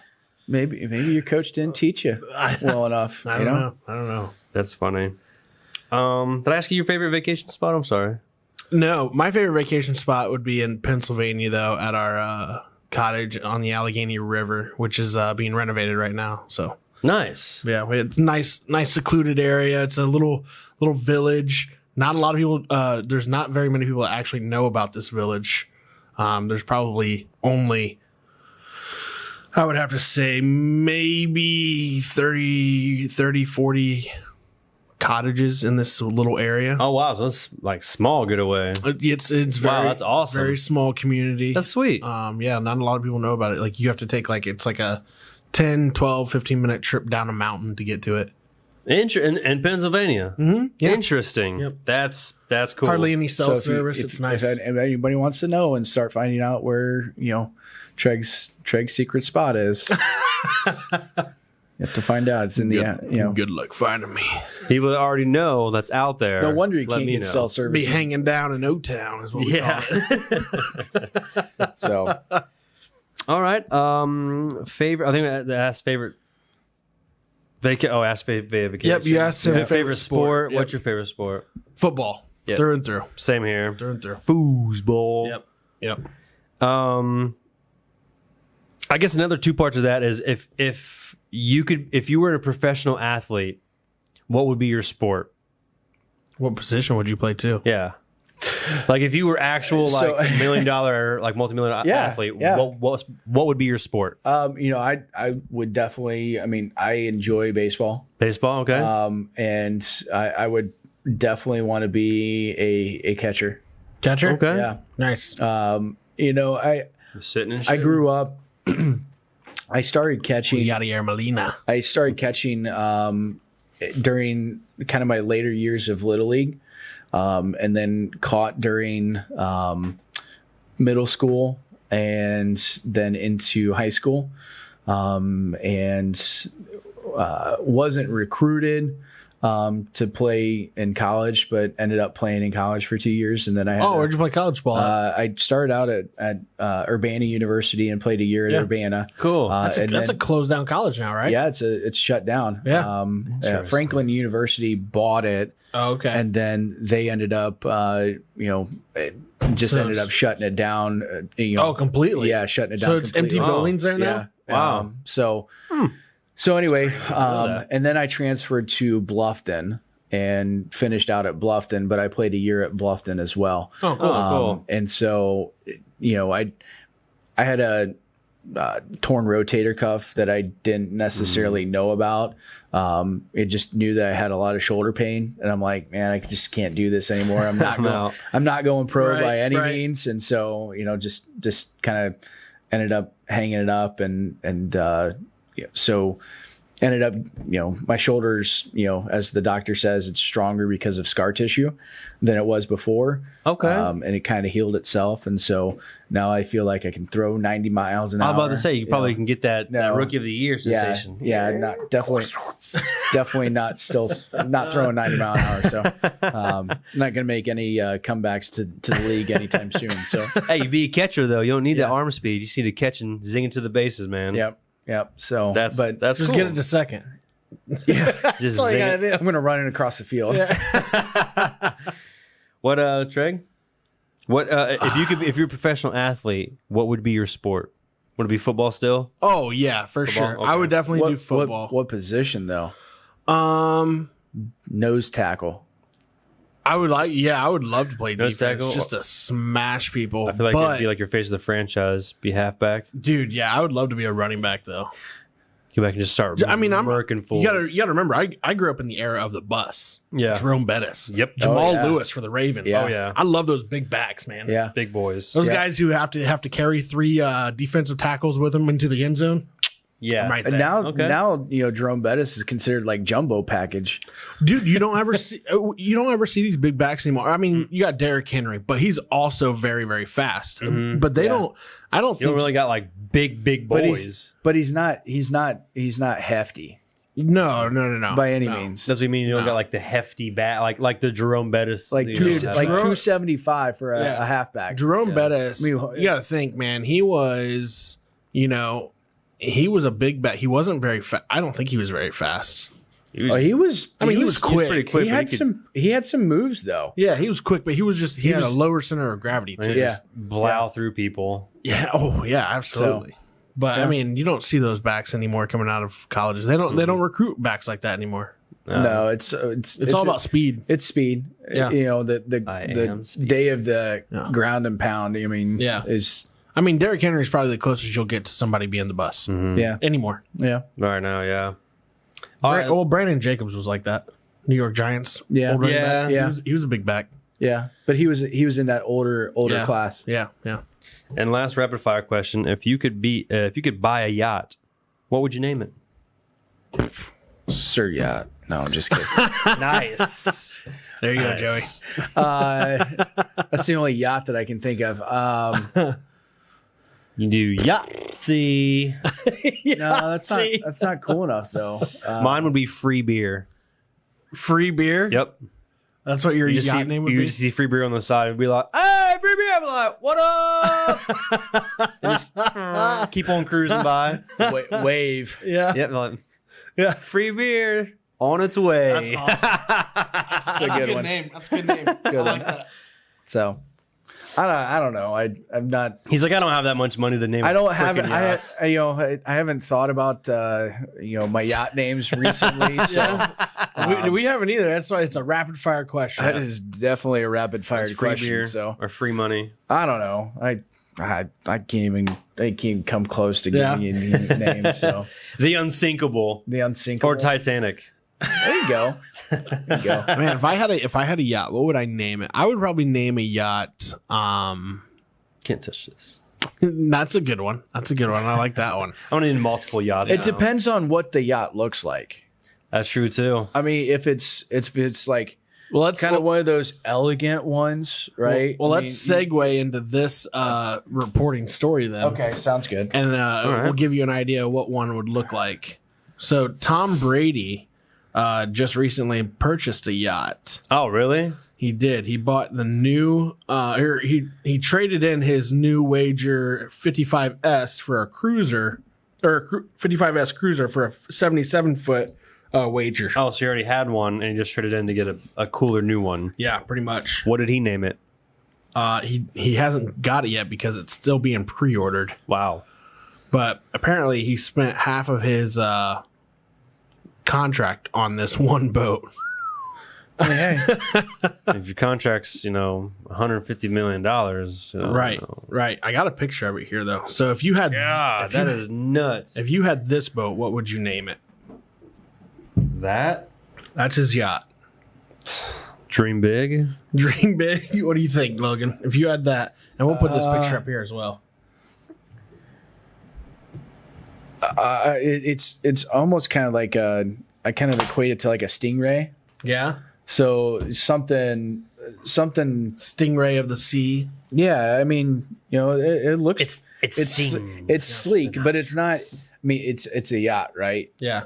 But it's not what I would consider a I think if I had a yacht, yacht. I would I think yachts like multi-tiered. That's what Oh, I'm yeah, thinking. yeah, yeah. Big stuff. Yeah. I think if I had a yacht, I would put if I had to name it. And usually you see the names on the back, where the yeah. props are or whatever. Yep. Yeah. I would name mine Escobar. Nice. Jeez. That'd be sweet. There you go. Where are you heading? Columbia? Where's Pablo? Oh, he's in the hidden hatch, All right, so let's get into some of these news articles here, guys. So first up, and that Tom Brady one was part of the newscast. Right there. He just bought a brand new yacht. So. Half of his new contract too. Yeah. Reportedly, it was half of his contract is what he bought it for. So, Okay. which I don't have the exact number on that. Well, but, I'm sure we'll find out later. yeah. So that 70s show will be getting a spin-off show called That 90s Show. Hell yeah. Because I mean, We're there. 20 years later, We are there. Let me tell you something interesting about that show and it's that gonna 70s be show. it's gonna be all about like Big Brother. So when that 70s great. show came out what, 98? 94. 94, that 70s show? I think so. So I could be wrong. about Might be 20, 98. 25 years later. Yeah. 25 years? Yeah. That 90s show It's coming out in 2021, 22. It was actually further than that 70s show was from the 90s. You're right. Yeah. It came out in 98. 98? Yeah. Well, Okay. So it's going to be about Big Brother and The Simpsons. Yeah, essentially. So they do have. There's two people reprising their roles though in it. Yes. It's Red Foreman and Kitty Foreman. Foreman. So the mom and dad Yeah. in the show. I forget his name. Rupp, Kendra Joe Rupp, and Kurtwood Smith. Yeah. Are the and so apparently it's supposed to be 90s. They did that 80s show, suck balls. Now they're waiting a little longer again, but I think the 90s will be good Yeah. because Netflix picked it up. 90s were It was the time for us. some cool years, Right. But I feel like isn't there already a show out that kind of I guess no, they did the 80s. The Goldbergs. I don't watch that. You guys ever watch Goldbergs? No. Nope. I think that kind of like brushed up the 80s. That was pretty good. That was actually a really good show. It was, That was all about the 80s. yes, it was okay. but it was done by I think the executive producer was Seth Rogen. Oh, cool. Yeah, and I'll have to watch this. The Goldberg. I had no idea. It's pretty funny. But the 90s show was supposed to have Mr. and Mrs. Foreman. Yeah. And what I've read, it's supposed to have Eric and Donna's daughter, Leia, in it. Oh, There you go. There you go. nice. So I'm like, so it's basically going to be. Now I don't know if they're going to have more stars of the people in it, which I'm sure if they do come in, they'll be older. But that's going to be basically her growing up in the 90s era, like we all kind of did. Yeah. Very growing cool. up like that. I'm like, Very that's cool. going to be awesome. I like it. So I'm excited for that. Me too. I love that 70s show. Yeah.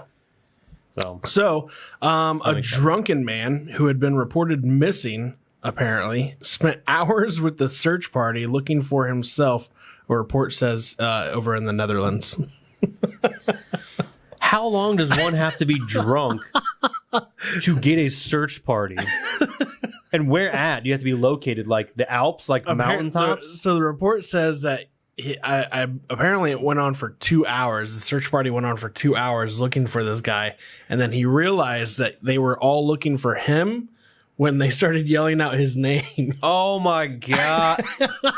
Well, hey, I would be so pissed. my question is like the people that he was around, like, did they not know? That's what I'm saying. Like, did they not show a picture of Hey, this gentleman? Like, just yell out If Kevin. you see this person, Yeah. let us know. Hey, y'all, I'm Kevin. Yell out the last name. Oh, shit. We have the same first and last name. Do you want to know what this guy looks like? That might be me. Like, that would suck. Yeah. I didn't know I had a doppelganger. So I didn't know that, hey, does anyone know what this guy looks like? No, just yell out his name. yeah. Okay. I thought that was a That's good one. crazy. I thought 2 that was a hours good looking one. for yourself. Yeah. So, Sober up, be like, here I am. yeah. In France, an ex-cop left a suicide note after he offed himself, stating he was a notorious 90s serial killer. What? Yeah. They say like Jack the Ripper. It didn't. No, it's not Jack the Ripper. Yeah, that's Jeez. Oh yeah, he's right. You said Russia. You're right. French. Oh, France. Yeah. We got the French fryer from the 90s. French toast. Ooh, I got a cool one after this. Yeah. Real quick one. Wasn't V for Vendetta? That was French. Out of France. That was an Let me see interesting here. one. We don't call them Suicide French fries around here. We call them freedom note. fries. Jeez. Yeah, he confessed he was a 1990s serial killer in Paris at the time. Why did he off himself? Are they still looking for him? No. they- he they wrote obviously a suicide found- note. Yeah, They obviously found him. That's what I'm saying. he Like, overdosed at the age of 59 on September 29th. Shortly after police called him in for questioning and requested a DNA sample from him. oh, so they were already kind of on to They him. were on to him. Yeah, Damn. Wow. So authorities confirmed that Verove was in fact the serial killer who was known locally as Le Grele, which translates to the pockmarked man. Huh, this is all in France. Yeah, this was in France. That's nuts. They say from the 90s. Yeah, it said it ends a 35-year hunt for the notorious killer. So that brings up what I heard on the radio or something this week, that they caught a 97-year-old woman who's going to prison for the rest of her remaining life because she was a Part of the Nazi Germany. yes, she I was saw part that. of the Nazi I saw German. Yeah. Germany, she was like a receptionist. She was a She was secretary. part of like 500 Like a or secretary at 10,000 like deaths and stuff. Yeah. Interesting. So they're looking for her this whole time. Like, hey, 97. Yeah, we still got you. Said apparently he was nuts. he was connected to at least 4 murders and 6 rapes in Paris between 1986 to 1997. Among his victims was an 11-year-old Cecilia Bloch, Jesus. who was reported missing in 1986 and did not show up to school that day. Damn, that's nuts, 1986, dude. wow. That's crazy. The other murder victims is potentially connected to include a 38-year-old man and 2 women aged 19 and 20. Is that what they're about to call him in? Be like, hey, we need some samples real quick. And he just like, Yeah. I'm out. And he offed himself. That's and then crazy. Wrote a note confessing. So, Piece of shit. Yep. So, Arby's though is about to drop a sweatsuit that smells like cooked roast beef. Okay. I mean, that's what all my sweaty stuff smells like anyway, getting the meat sweats. My fat ass over here. That's just the weirdest thing ever. Yeah, I don't understand. When would be a good time to wear that? At the And gym? it's probably going to cost $1,000. Working out at the gym, we'd be like, I smell roast beef. I'm done with my workout. I'm hitting Arby's. Apparently, it's supposed to smell of real country style rib sandwich. Ooh, God. Is this just a sweatsuit? It's a sweatsuit. That's all it So says what it is. if I have to wash it if I wear it too much? Does Do you it have to still like smell? then your reapply? washer smells like smoked meat? And then the rest of your clothes will smell like. Yeah. The hoodie will cost $65 and the sweatpants will run you $50. Okay. Was it like a single use? It doesn't say. Wear it one time, smell it good, and toss her on out. Yeah. I could see it as like a Interesting. Halloween costume, but that's about it. Yeah. So it doesn't walking around hungry all day. It doesn't look like roast beef. It just smells like roast. Well, not roast beef, but whatever. weirdest Smoked thing ribs. ever. Smoked ribs. Smoked ribs is what it Doesn't smells look like it. Just smells like it. Well, here's what it looks like. Here's the picture of it, and we'll put it up here smell too. like one too. See that? Yeah, that's weird. Smoked sweats. That's like an Arby's red. Yeah. Literally looks like a sweatshirt and sweatpants, but like a burgundy Arby's red. It just smells like smoked meats. You just walked around smelling smoked meats all day. It just says smoked sweats. Smoked so. sweets. Well, no. What's the thing that you had? You said you had a news article for us. That was that woman. Oh, The okay. old Gotcha, lady, gotcha, yeah. gotcha. It just went off of like, hey, he found from the 90s. I'm like, well, this lady was 97 from Right. Nazi Germany area. So, and they still found her. Have you guys heard about this new show on Netflix called Bad Sports No. or Sports Crimes? I think it's called Bad Sports. It's on Netflix. So basically, I checked it out the other night, and what it was Arizona State University back in 1986, I believe. I could be wrong on the date. It could be wrong on the year. But anyway, it's about the no, I'm sorry, it was 94 team. These guys were point shaving. Oh, The team was Okay. like bastards. like crazy. For football? No, this is basketball. Oh, basketball. So basically, these guys got involved with this big gambler from I don't know where, and they had a bookie on campus. Some kid just Jeez. writing gambles left and right. And anyway, though, so this guy basically says, hey, I got a way we can make some big money. Do you know anybody from the basketball team? He was like, yeah, I know the basketball players. And basically they have these guys tell them like, hey, you can win the game. Don't win by any more than 6. Those guys would go out, play. They'd win by 6 exactly. The guy turned $500,000 into $1 million in one day. Damn. And then he'd pay the players who were participating $20,000 a piece. Damn. So, back then, these guys are like, man, we're giving our heart and souls into this basketball team. We're not getting anything for it. We know the school's getting paid, coach is getting paid. We should be getting paid. Yeah. That was basically their stance on it. Gotcha. Although they were very wrong Yeah. Yeah. for doing it. Yep. That's crazy. It's called Bad Sports. Yeah, on Bad Sports. Netflix. Yeah, so they go into all that or whatever, and then I mean, obviously they were still winning though. until they started to lose. Also making bets like, yo, What happened was win was by they a got- point. What happened was or they lose got- by a point. Yeah, what happened was they got too comfortable winning, Yeah. and then they were a really good team though, but then they had to make some bets up because the basketball players started gambling themselves on themselves. Gotcha. So when you're And then they got in debt. Yeah. And then so for them to get back out of debt, though, the guy was like, okay, well, now you got to go lose this game. Yep. And you got to win me my money back. Yep. damn, that's tough. Oh, it was a domino effect, man. But then like the next one was about a guy named Randy Lanier. He was like a race car driver. Okay. This dude was huge into like bringing marijuana over from like Colombia and stuff like that. Like they would race car driver? Yeah, he was a famous race car driver. Like hell? super like number one. Wow. Yeah. Interesting. Yep. So, but it was crazy because he was he was just like, I mean, they were talking about bringing over 110,000 pounds at a time. Jeez. That's a lot of quiche. We're talking about like It's a lot of bricks Yeah. of marijuana. yeah. Reefer. Basically, they said how they would do it is they would these carrier ships. Okay, they would. So the bottom of these carrier ships, most of them are filled up with water. They're filled up with salt water on the bottom, so that way it like balances itself out in the water. Well, what they would do is that they would basically create a shelf, and underneath where the water, so the water would fill up from the bottom up. They would create a shelf on the bottom of that. And that's where they would stash everything. So when like they would come into ports, You could have tipped. So when they would come into ports, though, when the port authorities would look over these ships or whatever, they would never see it because all they would do is they would open up that plug to make sure there was salt water in there. Yeah.